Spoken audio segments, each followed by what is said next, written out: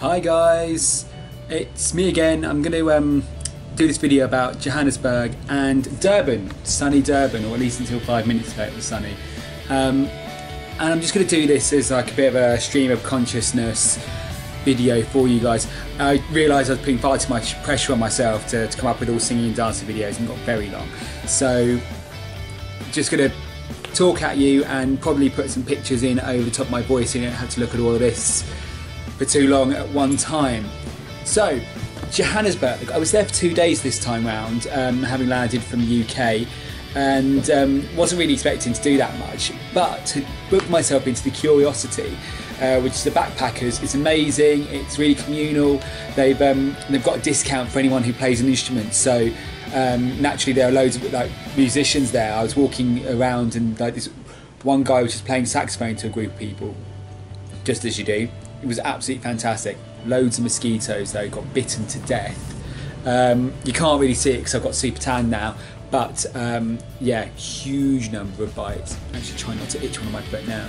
I've got a little list here what I'm going to talk to you about. So, Maboneng, which is the area that I was in, absolutely fantastic. It's actually only one street long, but what a street. It's covered in street art, like just fantastic amount of stuff. Like go and look at the blog and I'll put loads of it up there. And also they're like really cool cafes and bars. It's kind of an East London feel. The thing is that it's got 24-hour security, and that's fantastic. It is only one street. It's about 4 blocks in length and like a couple of off streets. So it's not something you could spend the whole week or whatever doing, but if you're in Johannesburg, it's worth staying there for a couple of days and then going to the town centre. Right, so stop being lazy. I'm now going to do the rest of the video on the beach in Durban. This is literally across the road from where I'm staying at the On the Beach hostel, which does pretty much what it says on the tin, as you can see behind me. Excellent place, definitely worth a visit if you're here in Durban. It's in the north side, so there's like not much to do here. You have to get down to the south, to Durban South, but there's a brilliant taxi service called Flying Tigers, and it's a woman called Maureen. She's absolutely lovely. She'll pick you up, drop you in town for 70 rand, which is like, what, about 4 quid? It's ridiculous, it's so cheap, and she's, like I say, so nice. Anyway, so, I know On the Beach, by the way, has 3 cats and a dog, so if you like animals, pretty cute. If you're allergic to animals, maybe not for you. Also, Durban is what's responsible for this rather sunburny tan. Been out in the sun all day. It's been absolutely beautiful. I started off by going around the main town, went to Victoria Market, which was a bit of a dump, but then behind that is the Spice Market, and that's really interesting. It's more like a witch doctor's market. You've got like massive dried skins and shells and bones of things, and then the spices as well, and all manner of stuff. It's really, really bizarre. I tried to take some photos, but quite quickly got told off, so ran away and only have a few photos. Also, yesterday I went for my first surfing lesson ever and did really well. Like on my second attempt I managed to get onto the boards, stand and travel quite far actually, and by the end of the lesson was doing, I think, really well. I even caught some waves on my own, like not massive waves, but give me a break. It was my first go.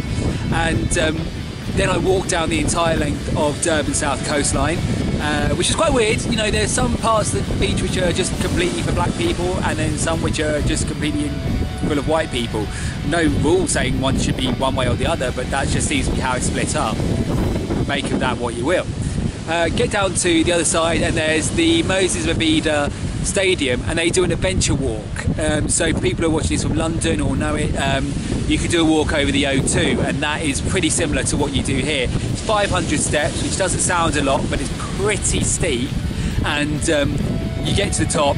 You know, it's a good view, like Durban coastline, the city, kind of what you'd expect. And then you make your way down, which is when you realise how steep it is. You get to the point where it's quite vertiginous. You know, you look down and you can't see the bottom of the stairs because of the way that the stadium curves over. So that was really cool. You know, you're attached to something, so you're never like really worried.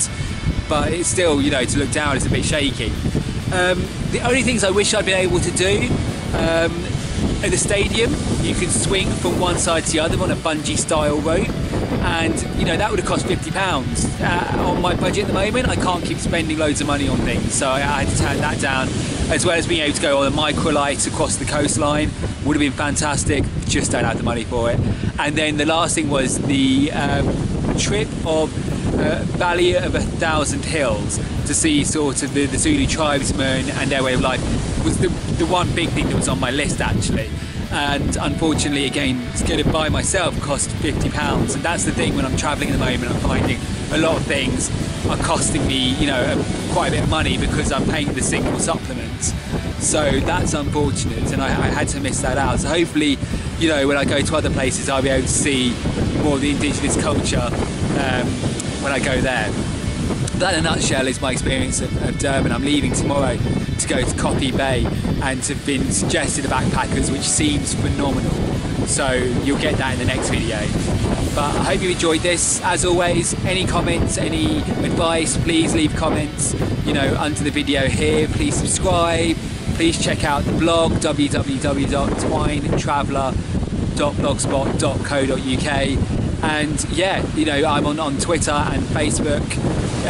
You can get to that through the blog. I'm on Tumblr as well. Hooray Tumblr, I'm finally on there.